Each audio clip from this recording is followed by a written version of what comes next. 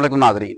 नाजरीन, आज हम 12 वोल्ट डीसी सेटअप के बारे में बताएंगे कि अगर ये सेटअप आप अपने घर में लगा लेते हैं तो इसका मैक्सिमम फ़ायदा होने वाला है, आपके बिल कम होने वाले हैं और आपको इसके जो जिन्होंने ये सिस्टम लगाया हुआ है और नुकसान हो रहे हैं, उन नुकसानों से कैसे बचना है, तो ये सारा आज की वीडियो में हम क्लियर करेंगे। एक तो ये उन सार्फिन के लिए है जिनके बिल 10,000 से ऊपर आते हैं। 10,000 बिल ऊपर आने से मतलब ये है कि उनका यूनिट, उनके जो बिजली के यूनिट हैं वो 200 क्रॉस कर जाते हैं और जिसकी वजह से उनके रेट बहुत ज़्यादा लगते हैं और बहुत बिल आना शुरू हो जाता है। दूसरा, हालांकि वो अपने घर में कोई एसी भी नहीं चला रहे होते, पंखे हैं, लाइटें हैं, फ्रिज है, वाटर पंप है, वॉशिंग मशीन है, तो ये चीज़ें हैं, इसके बावजूद उनका इतना ज़्यादा बिल आता है। तो अगर यही चीज़ें हैं और उनके पास एसी नहीं है तो फिर अगर ये सेटअप लगाएंगे तो उनका बिल 10 गुना कम हो जाएगा, यानी कि 10,000 की बजाय 1,000 पे आ जाएगा। मतलब कि महाना उनके जो यूनिट 200 क्रॉस कर रहे हैं, अब महाना उनके यूनिट 50 से 60 चलेंगे। दूसरा, ये उन लोगों के लिए वीडियो है जिन्होंने ये सेटअप लगाया हुआ है लेकिन वो कहते हैं जी खातर खा इसका फायदा नहीं हो रहा, कभी इसकी बैटरी रिप्लेस करना पड़ गई, कभी इसका यूपीएस ठीक करवाने जा रहे हैं, कभी एमपीपीटी चार्ज तब्दील करवाना जा रहे हैं, कभी इसका जो है चार्ज कंट्रोलर तब्दील करवाने जा रहे हैं। तो इन चक्रों में रहते हैं और जो बचत बिजली के बिलों में उन्होंने की होती है वो इस मद में उनकी जेब से ये पैसे निकल जाते हैं। तो इसमें ये है कि ये 4 प्लेटें हैं, 150 वाट की एक प्लेट है, ये 600 वाट बनते हैं। ये जो 600 वाट है ये मुझे 25 से 28 एम्पेयर तक दे रहे हैं। तो इस सेटअप पे मैं 3 पंखे सारा दिन चलाता हूँ और रात को 2 पंखे सोलर पे चलते हैं, यानी कि बैटरी रखी हुई है 200 एच की, तो उस पे चलते हैं। 2 पखे आप सारी रात चलाएं, लाइटें चलाएं, और दिन के वक्त आप वाटर पंप चलाएं सोलर वाला 12 वोल्ट के ऊपर, 12 वोल्ट की लाइटें चलाएं, 12 वोल्ट के 3 पंखे सारा दिन चलाएं, तो ये सेटअप बेहतरीन चलता है। इन 4 प्लेटों को मैंने जो इनका स्टैंड है उनको बाले लिए हैं, बालों के साथ इसको मैंने फिक्स कर दिया। इसका ये फायदा है कि गर्मी हो या सर्दी हो, आप इसको मौसम के हिसाब से इसकी मूवमेंट करवा सकते हैं। अगर आपको कुछ जरूरत पड़े तो आप इसकी जगह भी तब्दील करवा सकते हैं। लेकिन जो फर्श के साथ फिक्स कर देते हैं उनका प्रॉब्लम ये होता है कि वो फिर आगे पीछे नहीं कर सकते। तो इसका ये क्योंकि छोटा सेटअप है तो इसको मेरा ख्याल है कि इस तरीके से अगर अरेंज किया जाए जिस तरीके से मैंने किया है तो ये सस्ता भी है और इसकी सहूलत भी मौजूद है। अच्छा, इसके साथ ये एक फाइबर का कैबिन बना हुआ है। इस कैबिन के अंदर बैटरी और इसका चार्ज कंट्रोलर और ब्रेकर लगे हुए हैं। आप देख रहे होंगे कि साथ ही बैटरी अपना ये प्लेट्स पड़ी हुई हैं और साथ ही ये सेटअप है। बिल्कुल जनाब, ये मैंने एक बड़ा अनोखा सा काम किया है और ये करना चाहिए। जब ये सेटअप मेरा नीचे था कमरों के अंदर, उस वक्त मुझे वो एफिकेसी, वो प्रोडक्शन नहीं मिलती थी जो अब मिल रही है, क्योंकि प्लेटों के और बैटरियों के दरमियान जो डिस्टेंस है वो कम हो गया, वायर्स भी कम हो गई है, वायर का खर्चा भी कम हो गया और जो एम्पियर ड्रॉप होते थे वो भी नहीं हो रहे। चार्ज कंट्रोलर जो है ये मैंने लगाया है 60 एम्पियर का, पहले था मेरे पास 30 एम्पियर का। हालांकि मेरे जो सेटअप है ये मैक्सिमम 28 एम्पियर देता है, तो मैं 30 एम्पियर का लगा सकता हूं, लेकिन नहीं, आप ये गलती ना करें। आप कोशिश करें कि 1.5 गुना जो हैवी पावर का है वो सेटअप लगाएं। यानी अगर आपके पास 600 वाट है और 25 से 28 एम्पियर आ रहे हैं तो आप कोशिश करें 40 से 50 या 60 एम्पियर का ये लगाएं।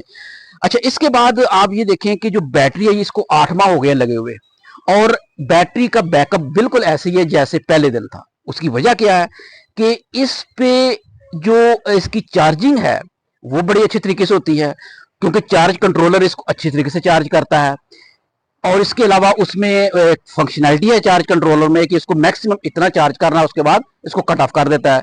दूसरा, इसकी जो डिस्चार्जिंग है वो 10.5 पे सेट की हुई है, उससे नीचे ये बैटरी को आने नहीं देता, जिससे बैटरी डीपली डिस्चार्ज नहीं होती और मैक्सिमम इसकी जो कह लें इसकी जो लाइफ है वो बढ़ जाएगी। तो मैंने ये कोशिश करनी है कि इसको 3 से 4 साल चलाऊं। मैंने बड़ा लॉस किया है, माजी में मैंने बहुत सी बैटरियां ज़ाया की हैं, यूपीएस लगाए, सबका लॉस हुआ, सब चीज़ें ख़त्म कर दी हैं। कोई यूपीएस नहीं है, कोई इसमें इन्वर्टर कन्वर्टर नहीं है, कोई एमपीपीटी चार्ज नहीं है। ये सारी चीज़ें आपको फ़ायदा नहीं देती, सहूलत देती हैं। फायदा इस मानों में होता है कि बचत हो। अगर वो चीज़ खराब हो गई, आप मार्केट में जाए दोबारा उसको सेट करवाएं, फिर लगा दें, फिर तो जो बचत है वो तो उन कामों में निकल गई आपकी। तो कोशिश करें डीसी सेटअप को सिंपल करें। ये जो आपको सेटअप मैंने बताया ये सिंपल है, कोई बैटरी तो है, सारी बात है, बैटरी और चार्ज कंट्रोलर लगा हुआ है, और बैटरी को हमने 3 से 4 साल जो है इसके पूरे करने हैं, तभी आपको फायदा है। अगर हमने साल या 6 माह के बाद बैटरी को रिप्लेस कर रहा है, आपको कोई फायदा नहीं होने वाला। आप बिजली पे रहे तो बेहतर है। अगर आप सोलर पे आना चाहते हैं तो आपको ये करना पड़ेगा, आपको आपकी जो बैटरी है उसको 3 से 4 साल चलाना पड़ेगा, फिर आपका फायदा है। और वो इसी में है जिस तरीके से मैंने इसको अरेंज किया है।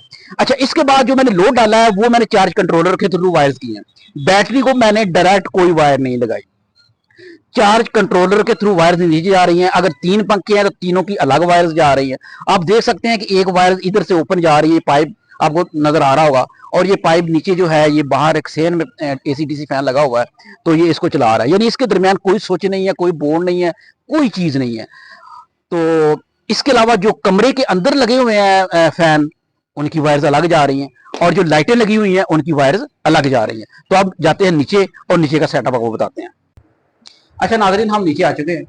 आप देख सकते हैं कि ये जो फैन लगा हुआ है ये एसी-डीसी फैन है। इसको जो हमने वायर ऊपर से कनेक्शन दिया है वो सीलिंग के अंदर से वायर आ रही है, यानी कि छत के ऊपर से वायर को डाउन किया और छत के साथ साथ इसको अटैच कर दिया। दरम्यान में कोई बोर्ड नहीं है, कुछ ही नहीं है। उसका ये फायदा हुआ, एक तो वायर कम इसको यूज किया हमने, और दूसरा इसके जो एम्पेयर है ड्रॉप नहीं हो रहे, क्योंकि उसका जो डिस्टेंस है बैटरी से पंखे तक वो कम है। इसी तरीके से जो दूसरे कमरों में फैन लगे हुए हैं उनकी वायर्स अलग जा रही है। ये तो हो गया पंखों का सेटअप।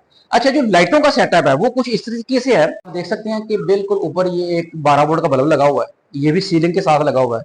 इसकी वायरिंग जो है वो भी ऊपर से छत के साथ साथ आई हुई है। अच्छी क्वालिटी की वायर हमने बल्ब तक पहुंचाई है। हर कमरे में इस तरह के बल्ब लगे हुए हैं, और जितने भी बल्ब लगे हुए हैं तमाम को हमने वायरिंग जो है वो अच्छी क्वालिटी की हुई है। अब इन बल्ब को ऑन ऑफ करने के लिए जाहिर बात है मजबूरन हमें एक वायर जो है वो बोर्ड में लानी पड़ी। वो हमने 1 पेयर की तार जो है ना वो यूज की है बल्ब को ऑन ऑफ करने के लिए। जो पहले पाइप अंडरग्राउंड वायरिंग है इसकी वापडा वाली वायर्स की, उसके साथ ही 1 पेयर की वायर हमने पास की है और इस बोर्ड में ऐड कर दी है। अब आप बोर्ड को गौर से देखें तो ये जो इलेक्ट्रिक बोर्ड है बेसिकली ये कोई डीसी बोर्ड नहीं है। ये जो बोर्ड है इसके राइट साइड पे आप ये 2 पुश बटन देख रहे हैं। ये जो पुश बटन है ये मैंने लगाए हैं अपने 12 वोल्ट के बल्ब को चलाने के लिए। पहले ये नहीं थे, पहले इस जगह इस तरह के स्विच थे, और मैंने वो 12 वोल्ट बल्ब चलाने के लिए इस्तेमाल किया तो कुछ अरसे के बाद खराब हो गया, फिर मुझे मजबूरन चेंज करने पड़े। उसके बाद मैंने ये पुश बटन लगाए। आप देख रहे होंगे कि ये पुश बटन जो है इनकी फिटिंग कुछ इस तरह से लग रही है जैसे ये कंपनी ने बना के भेजी हो, हालांकि ऐसा नहीं है, ये मैंने खुद डिजाइन किया है। ये कैसे डिजाइन किया है, ये पुश बटन कहां से मिलते हैं, इनकी वायरिंग कैसे होती है, ये मैं आपको अगली वीडियो में बताऊंगा। तो ये आप देखें कि कितना मतलब डिसेंट लग रहा है, और इसको जब पुश करते हैं तो इसके अंदर लाइट भी जलती है, जिससे ये पता चल जाता है कि आपने जिस चीज को चलाया है वो इस वक्त ऑन है। अच्छा जनाब, ये मैंने पुश बटन पुश किया है तो आप बल्ब की तरफ देखें तो ये ऑन हो गया। अब जब मैंने दोबारा इसको पुश किया तो ये ऑफ हो गया, और इसकी पुश बटन के अंदर जो लाइट है वो भी बंद हो गई है। यानी कि जैसे इसको पुश करेंगे इसकी लाइट चलेगी और बल्ब चल जाएगा, तो जैसे इसको दोबारा पुश करेंगे और इसकी अपनी लाइट भी बंद हो जाएगी। तो ये हमारा है 12 वोल्ट का सेटअप। तो पंखों का भी आपको मैंने बता दिया, लाइटें किस तरीके से चलानी है। तो मैं जो 12 वोल्ट का सेटअप चला रहा हूँ इस पे फैन, लाइटें, मोबाइल चार्जिंग की एक पोर्ट लगी हुई है, वो अगली वीडियो में आपको बताऊंगा कि उसको किस तरीके से डिजाइन करना है आपने। और जो हमारा वाईफाई राउटर है ये 12 वोल्ट पे है। तो ये 12 वोल्ट पे चीजें चला के आप अपने घर का जो बिल है उसको 10 गुना कम कर सकते हैं तकरीबन। अगर आप ये सारा सेटअप कर लें और इसके ऊपर एक पंप भी चला लें तो मेरे ख्याल के मुताबिक आपके मंथली 50 से 60 यूनिट चलेंगे, अगर 12 वोल्ट के ऊपर डायरेक्ट आप ये सारा सेटअप करें। तो अगर मेरी वीडियो आपको अच्छी लगी हो तो कमेंट जरूर कीजिएगा। अपना बहुत सारा ख्याल रखिएगा। अल्लाह हाफिज।